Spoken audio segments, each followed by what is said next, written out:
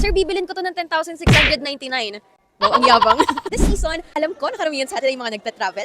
Pero sa travel natin, kailangan natin ng luggage. So nahanap ko dito ang pinaka-the best at affordable na luggage. Dito lang sa SM Marilao, yan ang Compass Luggage. So sir, ano po ba ang pinaka-the best natin ngayon na pwedeng ma-offer na luggage? Yung release ma'am is sa mga top of the line natin. Tinatawag na trunk design. Sa handle ma'am, meron siyang mga complete carrier.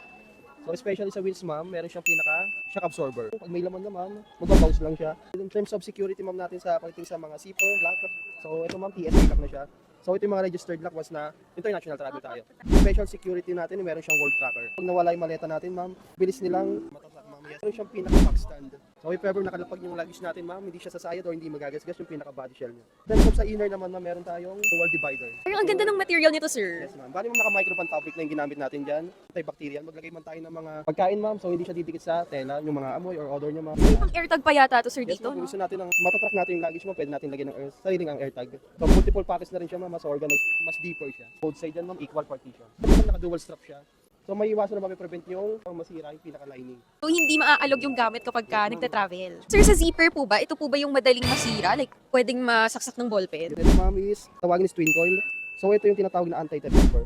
So mapapansin natin yung layer ma'am, dalawa yung pinaka-zipper niya. So hindi siya mapipenetrate ng mga pointed object. Sir, yung material nito, PC na. Yes, 100% ma'am, bali, ang polycarbonate ma'am, mas sturdy na body. Ano siya, weather resistance. So tumatagal sa init at lamig yan. Tapos sa weight, sir, gaano kabigat po ito? Usually ma'am, ganitong size sa medium ma'am, maabot ng 3 kilos, M to weight.